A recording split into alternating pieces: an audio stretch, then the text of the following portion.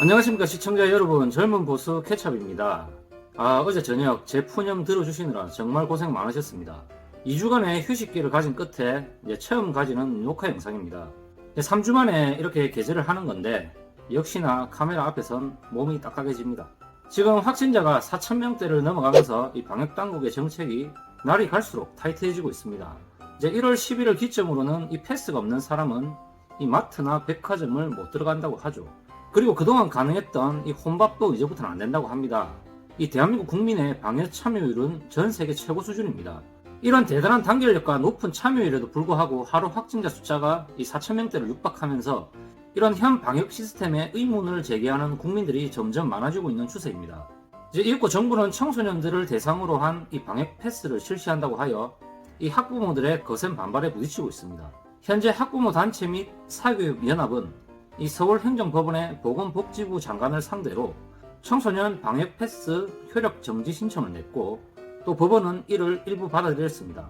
정부가 학원 독서실 스터디 카페를 방역 패스 의무 적용 시설로 포함시킨 부분은 본안 판결 선고일까지 효력을 정지. 그러면서 재판부는 이것에 대해서 이렇게 이야기를 했습니다. 국가기관이 객관적이고 합리적인 이유 없이 특정 집단의 국민을 불리하게 차별하는 것은 위법적인 조치여서 허용되지 않는다. 방역패스 효력을 일시 정지하는 것이 공공복리에 중대한 영향을 미칠 우려가 있다고 단정하기도 어렵다. 또 학원, 독서실 등을 이용하기 위해선 현재 방역패스, 방역지침에 의하더라도 이용시간 동안에 원칙적으로 마스크를 계속 착용해야 하는 등 이 코로나 감염을 예방하기 위한 기본적인 방역수칙을 적용받고, 그리고 학원, 독서실 등의 운영자들도 그러한 방역수칙을 준수하려고 상당한 노력을 기울일 것으로 기대된다. 학원, 독서실 등을 이용하려는 이 hin간 미접종자들에게 이 방역 패스를 적용하지 않는다고 해서 이 코땡땡 감염률과 위중증률 등이 현저히 상승하는 등 공공복리에 중대한 악영향을 초래하리라고 단정하기는 어렵다. 오, 법조계 살아있네. 이런 말이 나오기 무섭게 하루도 안 돼서 정부 당국은 정부 백신 패스 집행 정지 즉시 항고할 것. 방역 패스는 접종자를 위한 혜택에 머무는 것이 아니라 미접종자를 코로나 감염으로부터 보호하는 필수 조치이기도 하다. 겨울로 접어들면서 변이 바이러스가 크게 유행해 병상 및 의료 인력 확보에 고전하고 있는 만큼 이 의료 대응 인프라를 적절하게 유지하기 위해서라도 이 방역 패스는 상당히 중요하다고 설명한다. 정부는 방역 패스 필요성에 대해 소명하는 등 이번 소송에 대해 적극적으로 대응하겠다고 밝혀 일부 감염병 전문가들은 이번 판결에서 방역패스 위헌 판결이 나면 방역체계 전반이 흔들릴 가능성이 있다며 우려를 표하고 있다. 이러고 있습니다. 정말이지 이 정부 당국에서는 이 코로나 사태를 잡으려고 정은경 질병청장을 필두로 정말 필사의 이런 방역 정책을 뿌리고는 있지만 이게 어떻게 된 일인지 상황이 갈수록 심해집니다.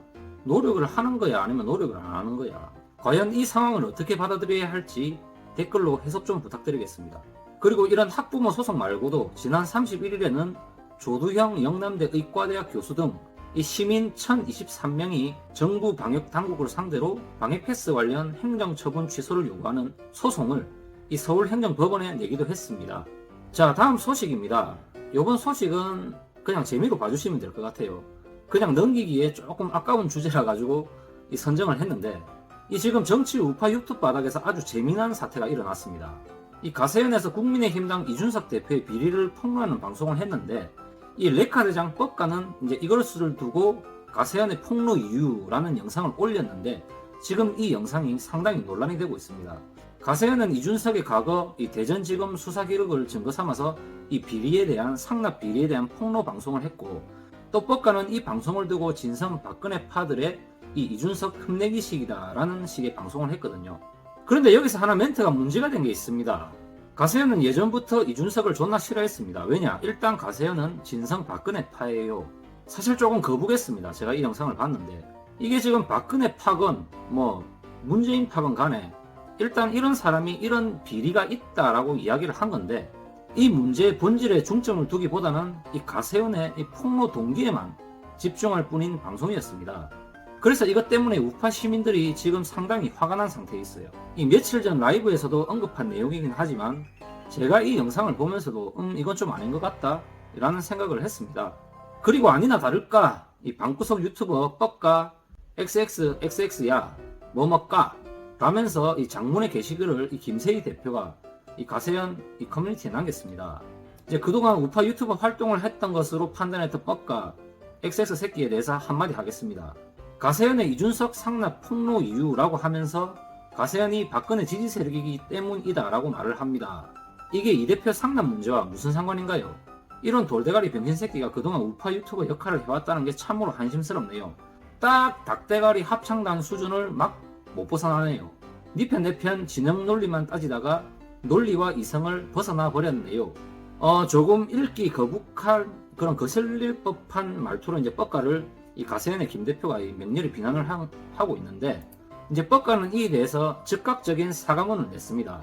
안녕하세요, 뻑가입니다. 최근 저희 영상으로 인해서 가세현을 비롯해 제가 이준석의 어디를 빠는 사람이라고 하시는 분들이 많이 계신데 저는 이해관이거나 대깨준이 절대 아니며 그럴 이유도 전혀 없습니다. 사실 저는 윤석열이 대통령이 되든 이재명이 대통령이 되든 어떤 인물이어도 상관이 없는 사람입니다.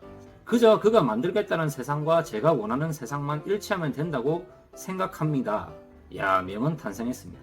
근데 조금 말조심을 했어야죠. 이씨를 두고 누가 돼도 상관이 없다. 이거는 조금 잘못된 문장 선택인 것 같습니다. 자, 두 번째로 대깨준 현상에 대한 저의 생각을 말씀드리겠습니다. 이 페미니즘의 모순점을 짚어내고 토론하는 모습을 여러 차례 보여준 적이 있습니다. 따라서 자연스럽게 2030들이 이준석이를 좋아하게 됐고 이 국힘당을 더욱더 응원하게 된 것도 사실입니다. 국힘당이 그 2030의 목소리만 잘 들어준다면 이준석이란 상징은 무색해도 됩니다. 저도 제 영상에서 국힘당의 페미만 없으면 이준석은 없어도 된다라는 말을 했었습니다. 그러니까 포인트는 이준석 때문에가 아니라라는 말을 드리고 싶습니다. 제가 이 사과문을 끝까지 읽어봤는데 제가 느끼기에는 사과문이라기보다는 이제 본인에 대한 합리화 뭐 이런 쪽에 가까운 것 같았습니다. 뭐 저뿐만이 아니고 많은 분들도 그렇게 느끼셨을 건데 이제 그러자 김세희 대표는 또 한 번 읽기 거북스러운 멘트로 이 장문에 게시글을 답니다. 이 뻑가이 쪼다새끼가 사과문인 척하면서 비아냥질을 해댔습니다. 이 빙신새끼는 지가 먼저 가세현을 공격하는 동영상을 올려놓고 이제 와서 이준석 빠돌이들 시켜서 가세현에 왜 뻑가 공격하냐고 지랄이네요. 예전에도 이런 일이 있었는데 뻑가는 자기 신분 노출이 두려워서 아무런 조치를 취하지 못했습니다. 도대체 무슨 죄를 저질렀길래 이렇게 본인을 드러내는 것을 못할 것일까요? 그리고 이준석이 상납 받았는지 안 받았는지 뻑가는 이거나 제대로 이준석에게 묻기를 바랍니다. 그동안 좋게 봐주고 응원까지 했던 사람으로서 너무나 황당하네요. 그만큼 이준석 살리기가 중요한 사명인가 봅니다. 이 병신새끼 뻑가는 조속히 사과 영상 제대로 올리길 바랍니다. 이제 그러니까 뻑가가 마지막으로 앞으로 이와 관련한 이 추가 대응은 없는 점 양해 부탁드립니다. 라면서 이 상황이 일단락됐습니다. 만약에 이 가세현에서 뻑가 딜을 캔다면 이제 그것은 또 상당히 재밌는 빅 이슈가 될 수도 있는데 뭐 저는 가세현에서 그것까지는 하지 않을 거라고 생각을 합니다. 뭐 나름 교양을 가지신 분들이기 때문에. 근데 도대체 이런 일에 논란의 원흉이 누구냐? 도대체 이 바람의 시작은 어디부터 된 것이냐? 이 추적을 해보면 걸출한 나경원 제끼고 이 품격보수 주호영 보내고 이 당대표까지 올라왔는데 갑자기 가세현에서 이 상납비리 터쳐버리고 이게 또 대선 경선에서 거물 홍준표까지 제끼고 올라온 윤석열이 이 이슈 때문에 선거인단 총사퇴까지 하고 왜? 이준석이와 잘해보려고 하다가 뭐 이래 된 것 같은데 근데 그 와중에 또 새로 영입된 이 페미니스트 신지혜도 같이 사퇴를 해버리고 뭔가 윤석열이 이준석이와 이 라인에 이 실망을 한 것 같아요. 아, 이거 뭔가 좀 잘못됐다. 그게 아니라면 그냥 같이 자빠지는 그림인지 만약 윤석열과 이준석이 끈끈한 관계라면 이제 가세현의 폭로 의도에 과연 어떤 게 숨어 있는지 뭐 이런 생각을 또 한번 들게 하고 이런 와중에 윤석열을 살리겠다는 건지 뭐 이준석을 살리겠다는 건지 이 뻑가가 가세현을 또 은근 저격하면서 이런 영상을 만들었다가 이 또 뿔난 김세희 대표한테 탈탈 털리고 정말 재밌죠. 이 우파바닥. 이 결론만 말씀드리면 뭡니까? 예.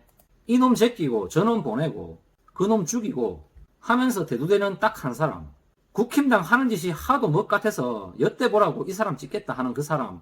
이게 과연 기획된 상황인지 아니면 한국 정치판 의식의 흐름대로 흘러가는 건지 예?